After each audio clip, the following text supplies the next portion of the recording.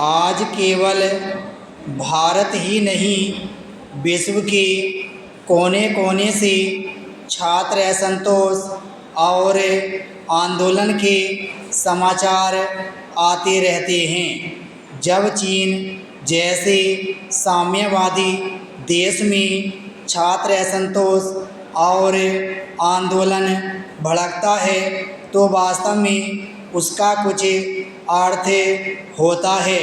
उसका अर्थ होता है मानव स्वतंत्रता पर प्रतिबंध लगाने वाली व्यवस्था के प्रति विद्रोह, ताकि वह व्यवस्था समाप्त हो सके। हर आदमी को खुली हवा में सांस लेने, अपनी इच्छा का जीवन जीने की स्वतंत्रता मिल सके। इतना ही नहीं, जब बांग्लादेश जैसे छोटे और सामान्य देश में छात्र असंतोष उठता है तब भी उसका कुछ अर्थ होता है।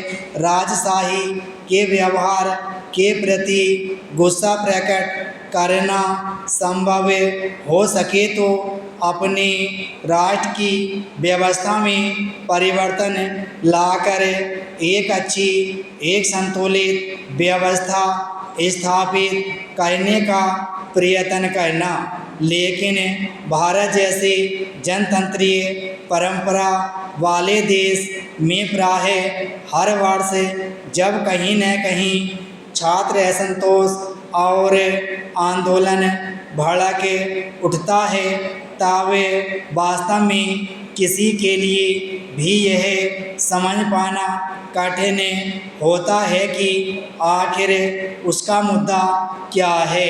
कोई मुद्दा है भी कि नहीं। यदि कहीं कोई मुद्दा है तो वह अपने आप में कुछ सार्थकता भी रखता है।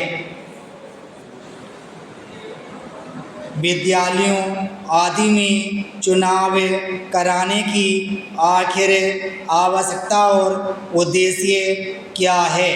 प्रश्न स्वाभाविक है और इसका उत्तर भी बड़े सहज ढंग से दिया जाता है।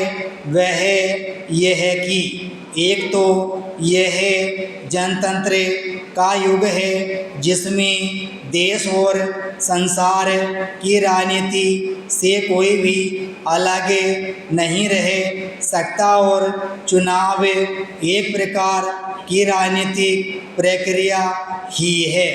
दूसरे, आज के विद्यार्थियों ने ही कल के राजनेता बनकर चुनाव लड़ने हैं। जनतंत्र की व्यवस्था को चलाना और आगे बढ़ाना है, सो जो आगे चलकर करना जरूरी है उसका अभ्यास अभी से शुरू हो जाए तो क्या बुरा है? वास्तव में बुरा या बुराई कुछ भी नहीं।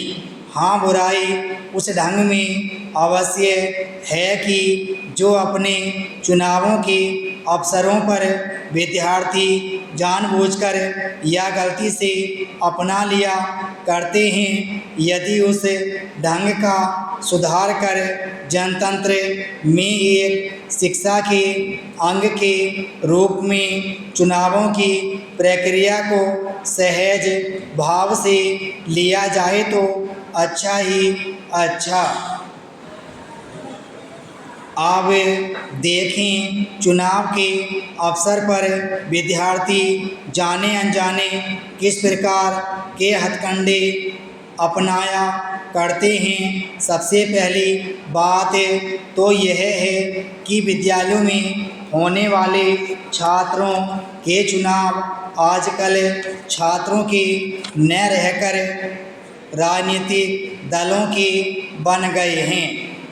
खेलों की तरह कलाओं में रुचि रखना और उनका अभ्यास करना भी शिक्षा पा रहे विद्यार्थी के लिए कई तरह से उपयोगी हो सकता है।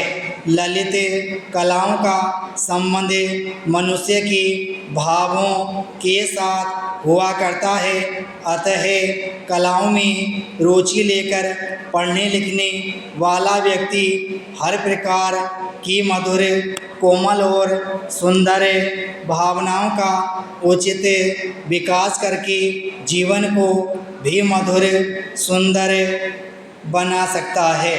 विराम।